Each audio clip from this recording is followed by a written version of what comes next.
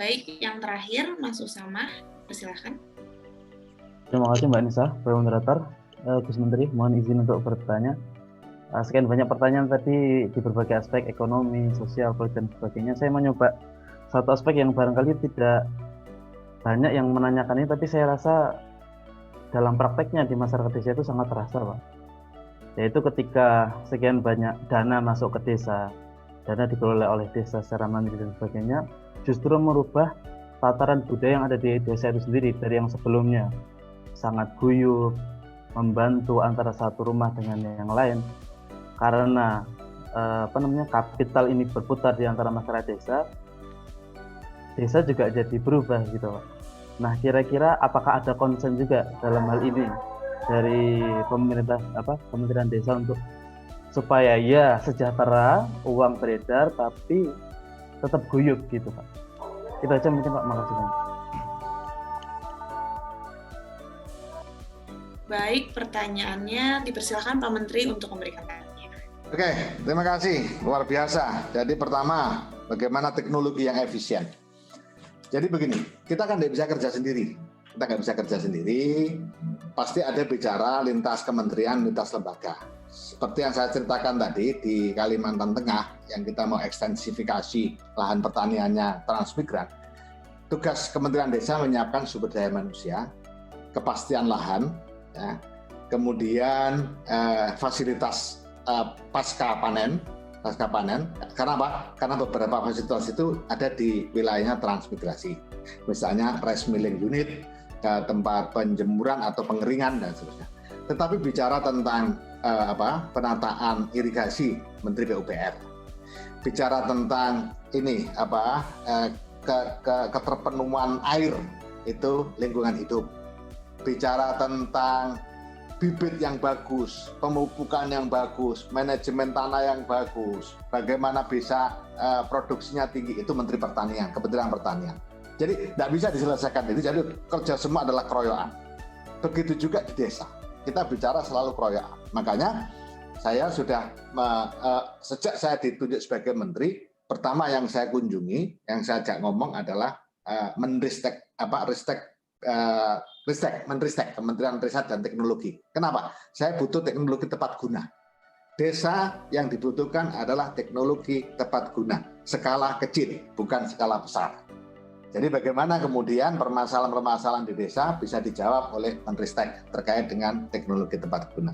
Saya langsung ketemu dengan Menteri Pertanian, bahwa 82% warga desa adalah petani, tetapi butuh revitalisasi, butuh ini itu. Saya berharap semua bantuan dari Kementerian Pertanian yang masuk ke desa jangan tidak melalui BUMDes. Supaya apa? Berbagai pengalaman yang saya alami di daerah, ketika kelompok tani yang dapat, pasti ujung-ujungnya terjadi sengketa. Kelompok tani dapat misalnya alat tanam, kemudian alat untuk mengolah tanah dan seterusnya dari Kementerian Pertanian. Dari sisi manajemen juga ribut karena penempatannya mesti di salah satu pengurus barangnya. Kemudian dari sisi pemeliharaan juga iren-irenan kalau bahasa Jawanya itu, setelah dipakai tidak dipelihara dan seterusnya, maka satu-satunya solusi lewatkan BUMDes.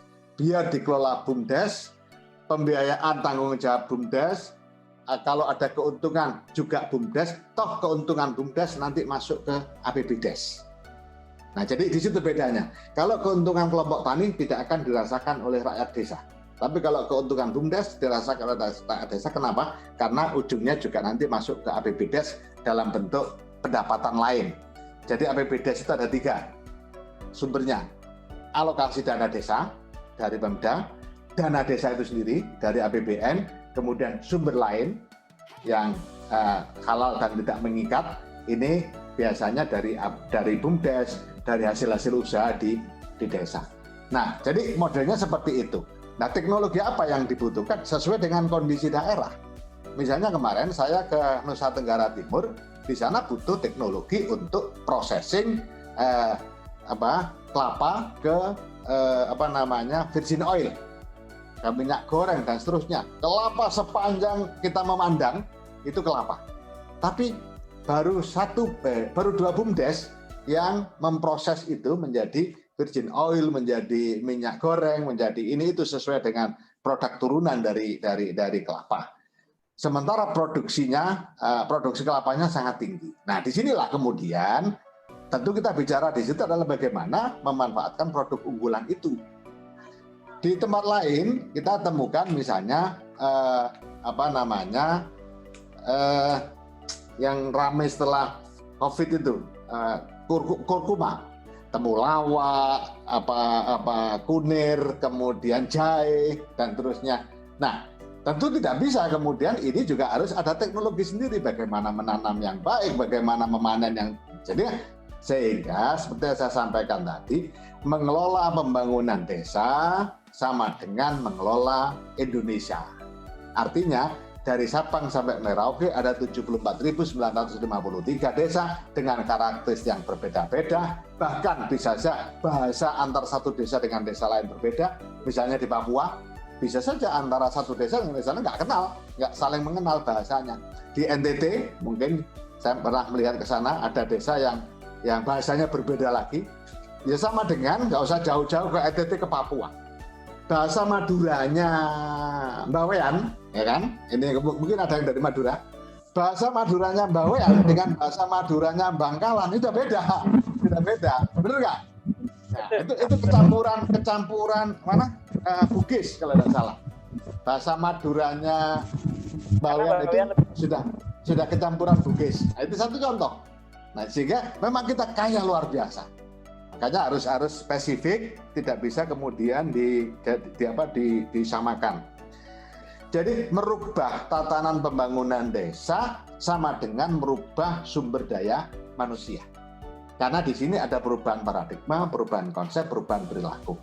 Sekaligus juga terkait dengan adanya dana desa merubah budaya. Iya, harus diakui. Tetapi pilihan-pilihan kan tidak mudah. Apakah desa dibiarkan hidup dalam keadaan alami, gotong royong, tapi tidak berkembang sampai kapanpun kalau tidak ada sentuhan-sentuhan, atau kemudian terjadi perubahan-perubahan dengan segala risikonya? Ya tentu kita ngambil ada perubahan dengan segala risikonya dan risikonya kita minimalisir. Itulah makanya saya selalu mengatakan pembangunan desa tidak boleh keluar dari akar budayanya. Ini sebagai satu barrier bahwa apapun kondisi desa, apapun yang masuk ke desa, jangan merubah akar budaya. Nah, itu upaya maksimal kita. Gotong royong tetap harus ada, tetapi tidak bisa gotong royong hari ini disamakan dengan gotong royong zaman saya kecil. Zaman saya kecil misalnya, kentongan ditabuh, keluar orang-orang, dan udah tahu mau kemana, siapa yang dikerjakan, apa yang dikerjakan. Berapa orang yang menjadi kewajiban. Waktu itu saya bingung, belum paham betul. Setiap kentongan pagi ditabuh, jam 6, orang pada keluar bawa cangkul, bawa sabit, bawa ngumpul di satu tempat. Nah, saya tanya, setelah saya agak paham, saya tanya, yang datang itu siapa? Yang datang adalah mereka yang memang menjadi representasi pemilik lahan. Bisa merepresentasikan dirinya sendiri. Saya punya lahan sekian meter persegi atau 1 hektar. 1 hektar ngirim 1 orang. Daripada saya mengeluarkan duit untuk orang lain bekerja, saya datang sendiri, toh gotong royong. Maka saya berangkat. Tapi yang sudah kaya betul, sampai 10 hektar lahannya, nggak mungkin dia keluar. Nah, dia ngirim 10 orang dari warga desa itu sendiri. Nah, kalau kita hitung-hitung sebenarnya, gotong royong itu juga pakai duit. Bedanya, duit dikeluarkan oleh pemilik sawah kepada tenaga kerja yang dikirim bersama-sama dengan masyarakat, sehingga tahunya di situ tidak ada uang sama sekali, semua dilakukan dengan gotong royong, tetapi sebenarnya ada uang. Nah, yang kedua yang harus disadari betul, kelemahan petani kita tidak pernah menghitung kerja. Coba sama najak ngitung petani. Berapa sih Pak hasil sampan itu? Nggak pernah dihitung pekerjaan dia. Nggak pernah. Oh ini sawah-sawah sendiri, saya sendiri kok. Ya saya nyangkul sendiri, saya anu sendiri. Loh, terus gajinya nggak saya itu. Yang penting saya nanti hasilnya bagus, saya bisa jual ini. Sudah. Kalau dihitung, nggak akan ada untungnya. Kalau dihitung harus jujur ya. Kalau kerjaannya yang punya sawah itu dihitung sehari 100.000 misalnya, dia bekerja berapa hari, diakumulasi, nanti kalau panen dihitung pengurangan pembiayaan dan seterusnya, tidak akan ada yang untung. Itulah makanya konsepnya sudah tidak bisa lagi konsep lahan, tapi harus kawasan. Karena apa? Kalau lahan ya seperti itu nasibnya. Nah, ke depan pertanian di Indonesia ya tentu tidak bisa seperti di negara-negara lain yang sudah sangat luar biasa besar luasannya dan seterusnya, tetapi harus mulai menuju ke sana karena habis untuk proses produksi. Nah, tentu ada beberapa hal yang harus dihati-hati memang dalam pengelolaan dana desa. Makanya selalu saya tegaskan, dana desa hanya untuk dua, pembangunan dan pemberdayaan masyarakat. Pembangunan infrastruktur boleh yang bersentuhan dengan pemberdayaan masyarakat. Contoh, bangun irigasi boleh, bangun PAUD boleh, bangun poskesdes boleh, tapi tidak boleh untuk bangun balai desa, tidak boleh untuk bangun pagar. Kalau bangun jalan ke sawah boleh, tapi bangun balai desa no, bangun pagar no, bangun gapuro no. Itu tidak pembangunan yang bertumbuh pada pemberdayaan masyarakat. Nah, ini salah satu barrier-barrier yang harus kita lakukan. Itulah makanya di setiap pertengahan tahun begini, Kementerian Desa harus mengeluarkan yang namanya peraturan menteri terkait dengan skala prioritas penggunaan dana desa. Di situ kuncinya. Makanya saya minta dukungan dari perguruan tinggi tadi supaya tidak salah dalam mendesain pembangunan desa dalam menggunakan dana desa. Nah, kehadiran sahabat-sahabat sekalian sangat kita tunggu, ilmunya sangat kita harapkan untuk dikembangkan di Indonesia. Jangan sampai lupa, semua berangkat dari Indonesia dan saya harap kembali ke Indonesia bersama-sama untuk membangun Ibu Pertiwi. Terima kasih semuanya, mudah-mudahan manfaat ilmunya dan barokah.